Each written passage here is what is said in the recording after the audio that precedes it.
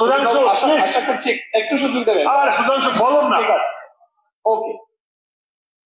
হিন্দুরা প্রতিবাদ করেনি, তাদের নিজের জমি ইটে মাটি সবকিছু ছেড়ে পালিয়ে আসতে হয়। এখানে অনেকে আছে আজকের দিনে যারা বামপন্থী, তাদের পূর্বপুরুষরা কিন্তু পালিয়ে এসছে। বাদ দেন 46-এর কথা। 71 সালে যখন এই ভারতবর্ষকে ভেঙে আরেকটা পূর্ব পাকিস্তানকে ভেঙে পশ্চিম পাকিস্তান হলো, তখনও কিন্তু হিন্দুরা বিতাড়িত হলো এবং সেটা কন্টিনিউয়াসলি চলছে।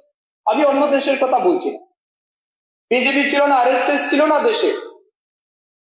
জম্মু কাশ্মীর ভারতবর্ষের ভূস্বর্গ, ভারতবর্ষের স্বর্গ বলে আমরা জানি। কেন হিন্দু মুক্ত হয়ে গেল আজকে? ইয়াসিন মালিক যে আলগাবাদের নেতা, আতঙ্কবাদী নেতা, তার নেতৃত্বে 6 লক্ষ কাশ্মীরি হিন্দু পণ্ডিতকে কাশ্মীর ছাড়া করা হলো। সেই ইয়াসিন মালিককে কংগ্রেসের নেতা মনমোহন সিং পার্লামেন্টে ডেকে তাকে অ্যাওয়ার্ড দিলেন।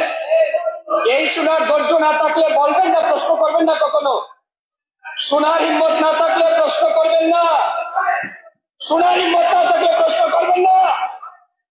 হিন্দু বিরোধী কংগ্রেস দল, হিন্দু বিরোধী সিপিএম দল, মানুষ জানে কি করে আপনারা হিন্দু বিরোধী সিপিএম একটা ধর্ম নিয়ে আলোচনা করলে পরে আপনারা কেন ধর্ম নিয়ে আলোচনা করে কেন কাজ করতে হয় বুঝেন? কেন তাকে বলার সুযোগ দেবেন না? দাদা, because he is in favour of Hindu. বলুন, সুধাংশু কন্টিনিউ, প্লিজ কন্টিনিউ। খালি এই আমাদের দেশে 85% হিন্দু মেজরিটি নিয়ে আলোচনা করছে। Please continue. বলুন, আমি কি বল না, আপনি ঠিক করবেন না আপনারা? কন্টিনিউ।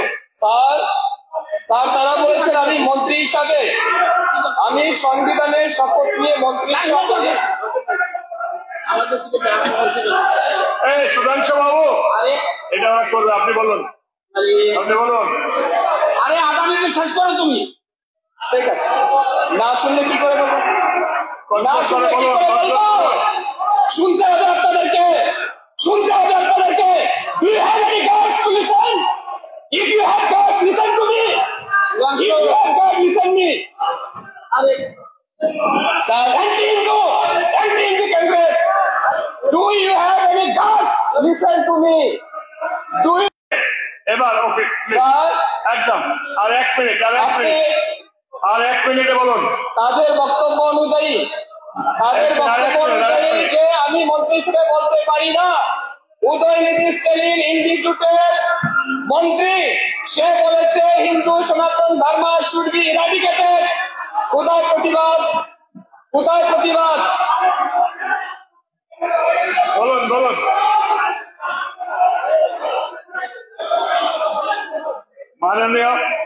মাননীয় সদস্যগণ, সুধাংশু বক্তব্য শেষ করেছেন। এখন শোক প্রস্তাব।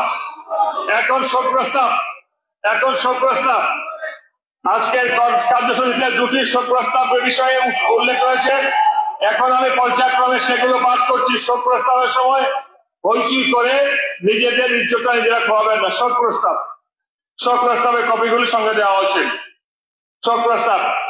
আমি গভীর শোকের সঙ্গে সবাইকে অবহিত করছি যে গত 19 থেকে 23 আগস্ট পর্যন্ত ক্রমাগত অতি ভারী বৃষ্টিপাতের ফলে রাজ্যের প্রতিটি জেলায় ভয়াবহ বন্যা চলে এবং ভূমিধসে গ্রাম শহরের বসতি অঞ্চল, কৃষি জমি, রাস্তাঘাট ক্ষতিগ্রস্ত হয়েছে।